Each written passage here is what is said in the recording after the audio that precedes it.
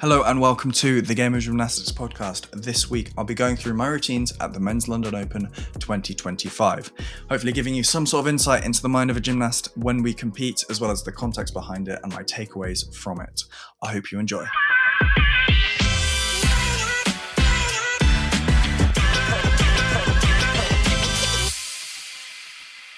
So this is the Men's London Open 2025.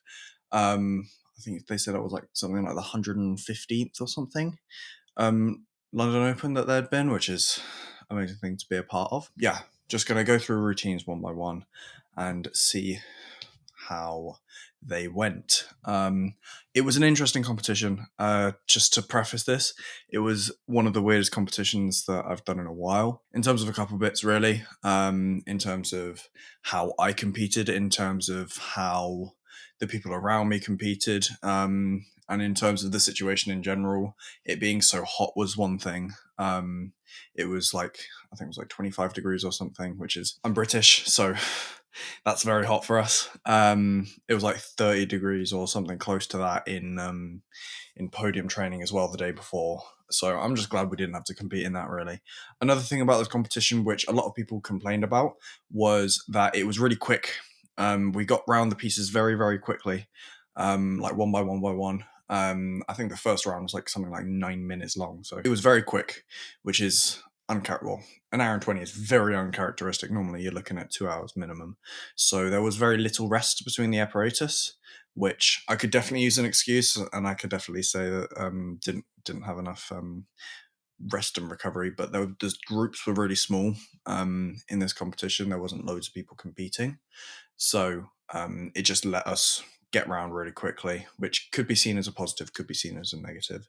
But it's just another thing to prepare for. It's another thing that you got to just be aware of in training, that it can go really slowly. It can be like 3.5 hours long, but then it also can be really short. It can be an hour and 20. And I had the exact same thing last year at British Teams. It was very, very quick. It was a bit better this year. It was a bit longer this year. But then again, with London Open, it's just gone back to being really quick.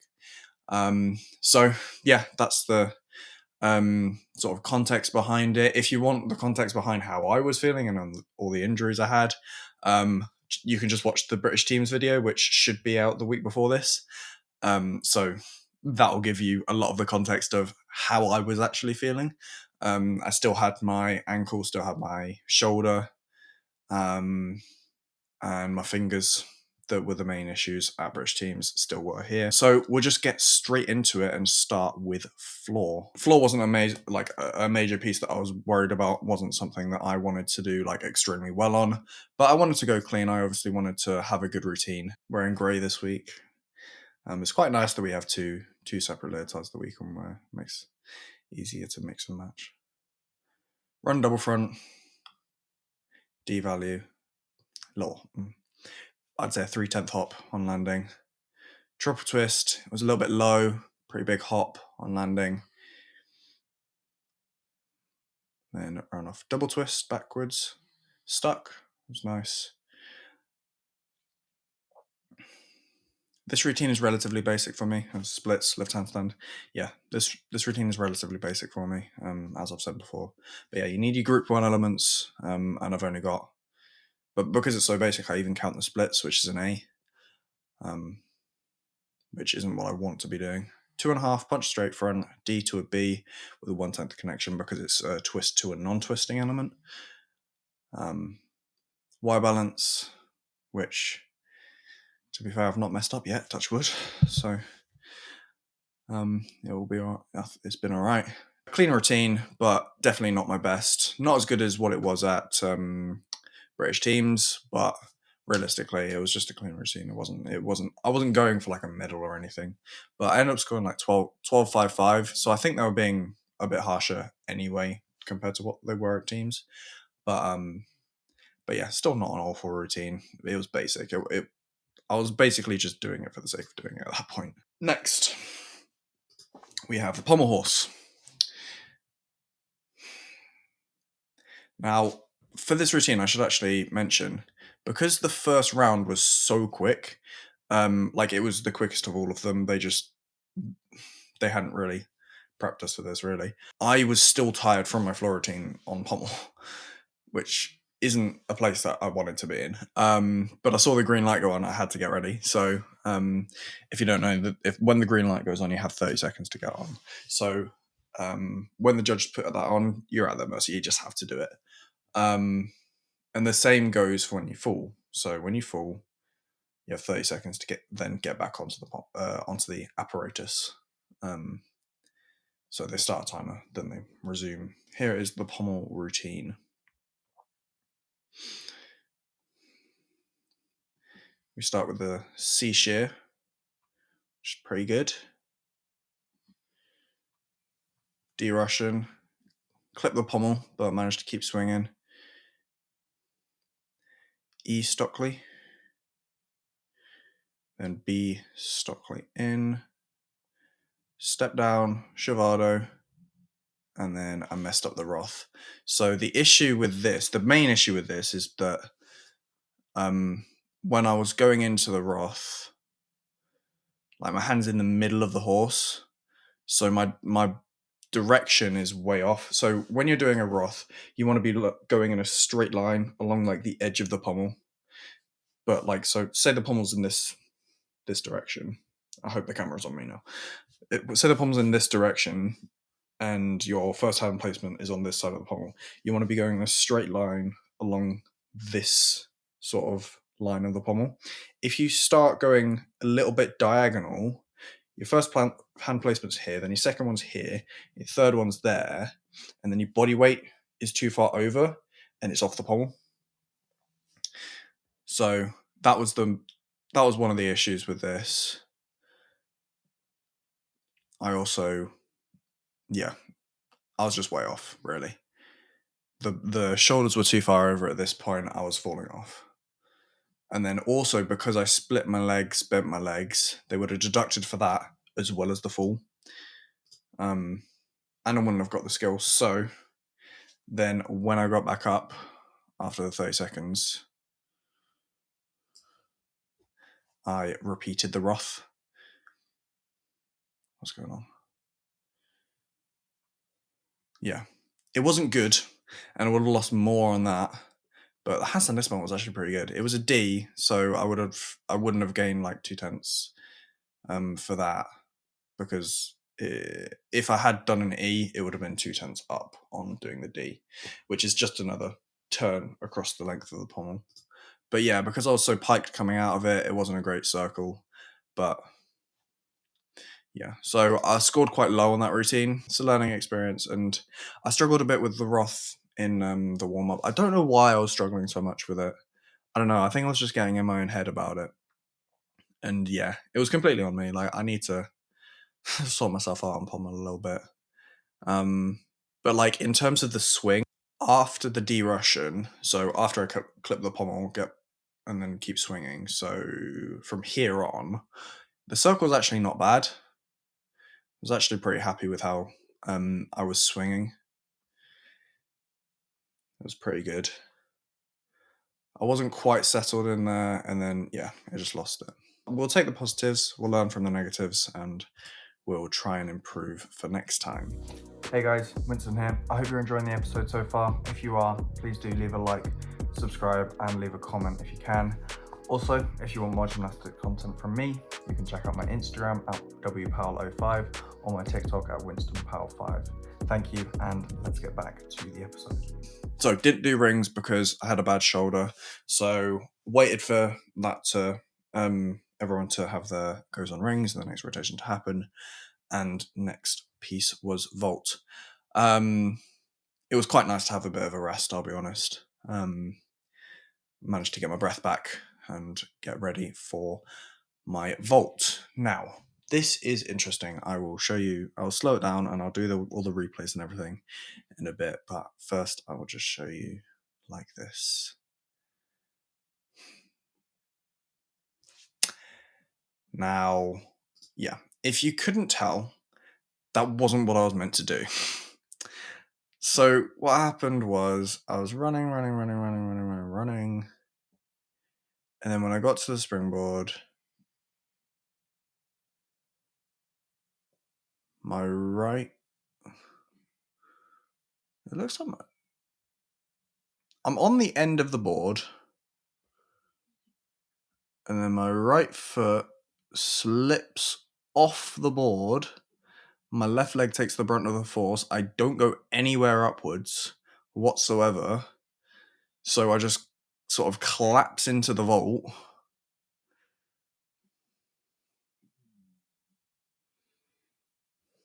And do a little bit of a tuck front off.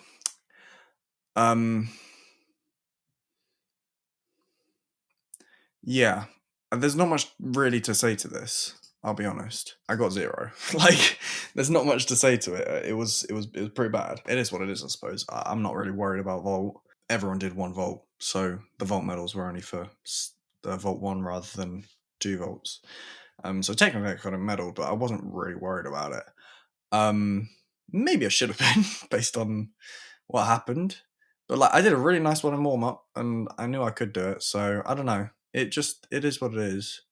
But yeah, I need to sort my vaults out at competition. It seems like something about it just doesn't seem to want to work recently. Like not British teams. British. This Welsh wasn't great either, to be fair. Yeah, just this year, like vault's not been my piece. I don't know.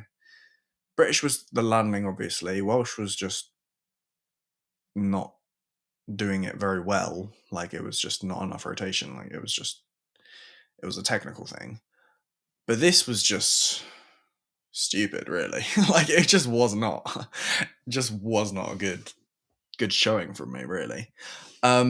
Yeah, I don't know. This vault was weird. But yeah, maybe I ran too far. Maybe I took too big of steps going into it, put too much juice into it. I'm really not sure. But I've never done that before, not even in training.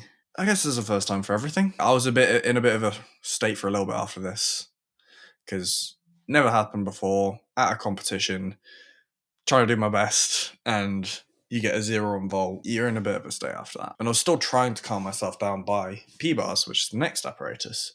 I was first up, just had to try and calm myself down. Green light was on. Just need to get on the bars, get going. So here was my P-bars routine. Now, I remember this one very well because I've watched it back a couple times. But put in Honma for the first time in a while, which was good. We're going to ignore the steps for just a second. Put in Honma for the first time in a while because, last time I did it would have been English. Didn't do it for British because my shoulder was bad, but I started doing some in the week in between British teams and London Open.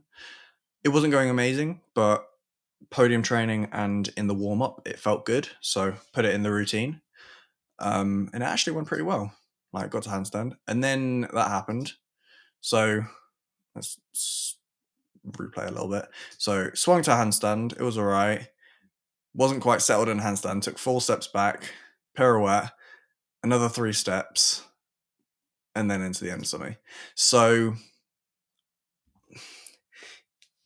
I don't know how much they would have actually taken. I don't know how many they saw. But if they were doing like proper judging, it would have been 7/10 off, because it's a tenth for every single hand placement. And there also would have been another 2 there. But those were a lot smaller, so I doubt they would have taken them. The other ones were actual like hand movements. So just bearing that in mind, I was like a bit all over the place at this point. But I was like, okay, Honma's done, undersemi's done. Just get through the rest of this routine. Giant was all right. Makuts, I thought was going to fall over the top, but it was fine. Healy, good. Pirouette, fine. No hand placements. Diam, Stutz, good. Front uprise, double front, bit wide legs, but then I stuck it dead. And at this point, I was like, what do I even think of that routine? Like, it started like it did. A bit of bent arms on the Honma, 4 steps before the pirouette, 3 steps after the pirouette. But then after that, it was basically like a flawless routine. Like, obviously there was deductions you could take. It wasn't too bad. Like, I managed to get through the rest of the routine really clean, and it wasn't that bad. Like, the score was pretty good. I got 13.55. So without the hand placements, I don't know how much they would have actually taken, but I could be like up at 14 easily in that routine. And that was only a 5.0 start. Like, I'm going for more. I'm going for trying to push towards 5.5 plus. It's a start, I suppose. Obviously I need to clean it up. Obviously I need to stop shaking so much in my P-bar routines and just be confident in myself in my P-bar routines, because being shaky in my P-bar routines is something that I need to work on. But considering the rest of the routine, considering the start of the routine, the rest of it was pretty good. So that gave me a little bit of confidence, getting that semi-decent score. Like, it was more of a score that was like, oh, this is what's possible. It's not a score that is good in itself, but knowing that there's loads of room for improvement, and knowing like pretty much how much that could give me as well, is a big confidence boost, I'd say. And then we move to high bar. Now this was fifth piece, last piece of the competition, and as you can see, the time, it is 6 or 11 minutes past 6, 10 minutes past 6, depending on which clock you look at. If you think back to the start of the competition, it was 4:54, 4:55, I think. First apparatus. So it's been an hour and 15, and I'm on my last piece, up for my last piece. I was second on floor and second on bar, and it took me a while to get onto bar as well. I felt quite tired before this routine. I was like, in my warm-up, what did I do? I did, I think I did like a blind turn, a squat half that was like way out, maybe a Stolder, and then a Kovac. And then I just lay down and I was like, oh my God, I've got a full routine to get through. I just felt like I had to lie down. It was weird. Like, I've never felt so tired in a competition, other than like after it's all done. Normally the adrenaline can carry you through, but I was blitzed at this point. It was weird. Again, it was just a weird experience. I'm still like, I'm out of breath before I'm even presenting. It's weird. But yeah, here we go. My high bar routine. I think my mum's thumb or finger is slightly over the lens. But yeah, here we go.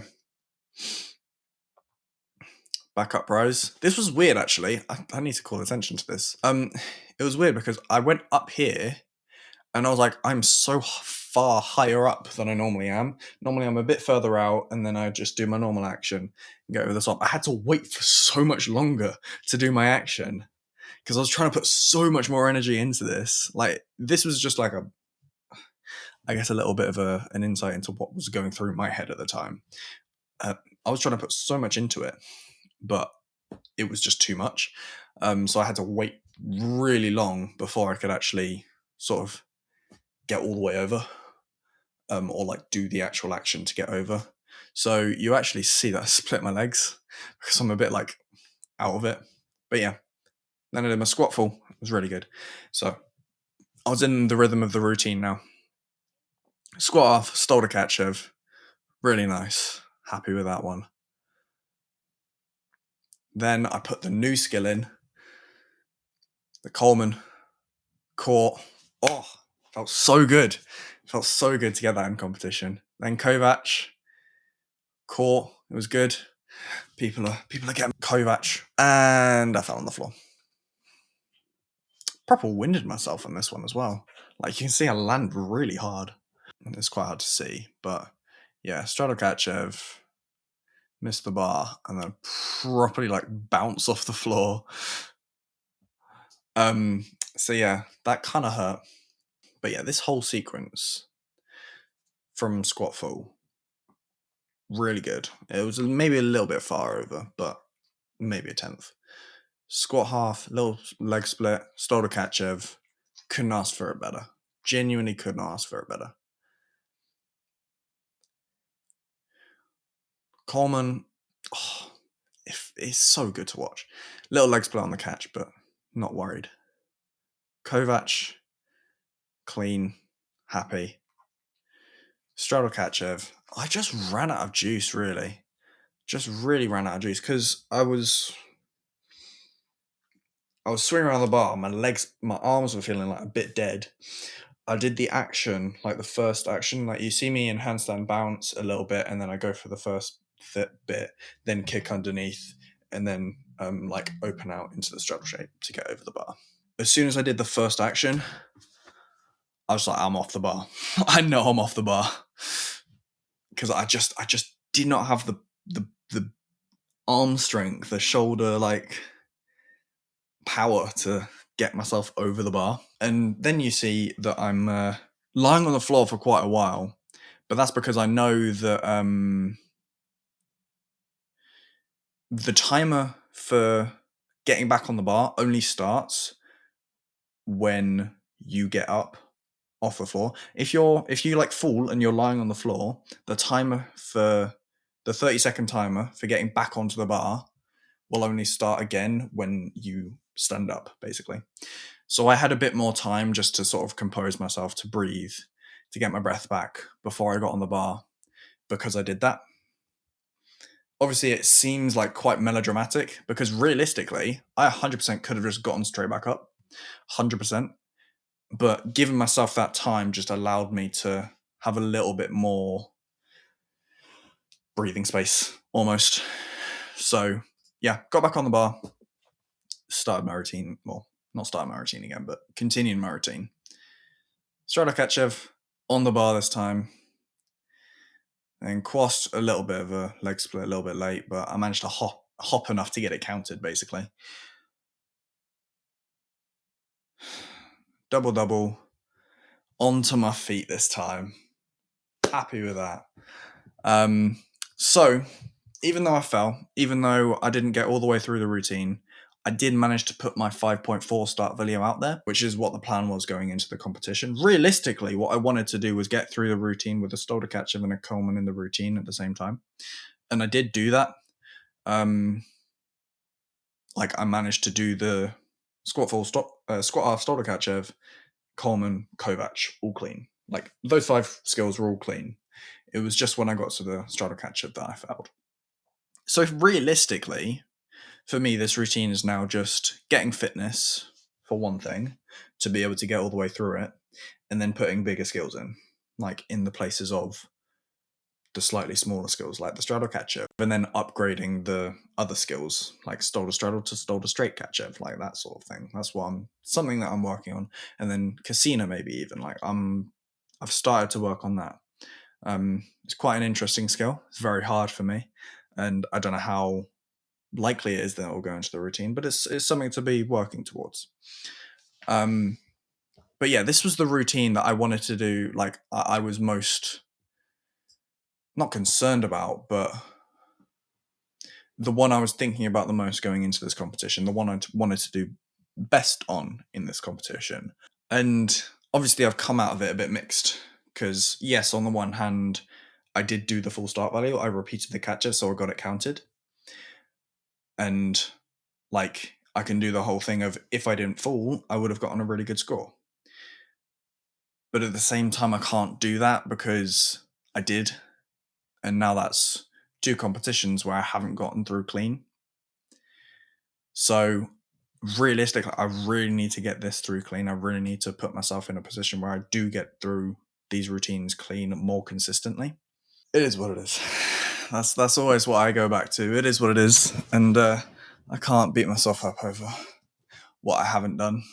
I only can focus on what I can do in the future. So, if you're like me, you struggle with rips on your hands, seemingly at the worst possible times, like in a competition prep, for example. I'm proud to partner with Wad & Dunn, who have a solution for us gymnasts to help us train and protect our hands in the process. I especially recommend their rip guards for apparatus using grips or guards, whatever you want to call them, high bar, rings, or A-bars, and their 3-step hand care kit to make sure your hands are strong and rip resistant without making them soft. Use my code PAL at checkout or my link in the description for 10% off at checkout now.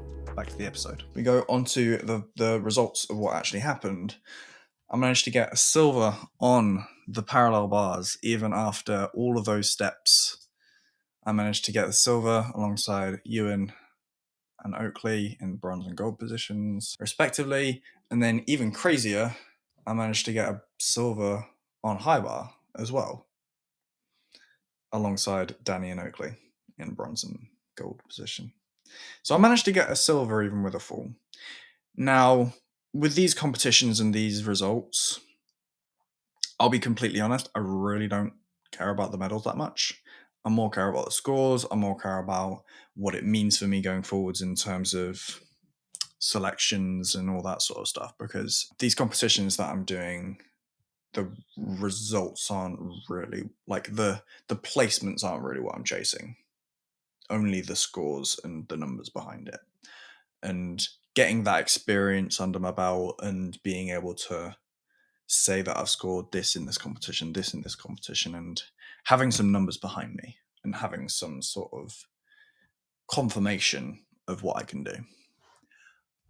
Now, this competition wasn't quite that, didn't give me what I wanted, but it wasn't a bad, like it wasn't a terrible competition by any means.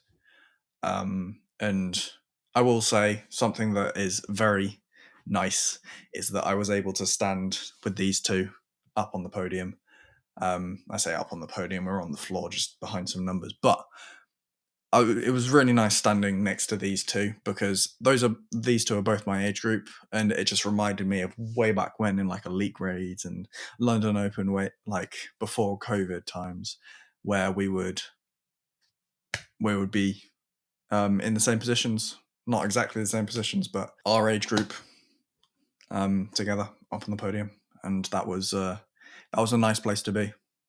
As much as the medal didn't mean much, it was just cool. It was just a nice thing to have, really. I enjoyed it. I really enjoyed it. There's a few things to take from this competition. Obviously, it wasn't my best performance. It wasn't my worst performance, but I need to take what I can from each of the apparatus that I can, learn from them, and not make the same mistakes again, really. I will be very surprised if I make that mistake on vault again. I'm going to try and settle myself a bit more on P-bars, see if I can put myself in a better position for that. High bar, work on my fitness. Pommels, work on my consistency. And floor, bigger tumbles, work on my landings. See where I can go with that.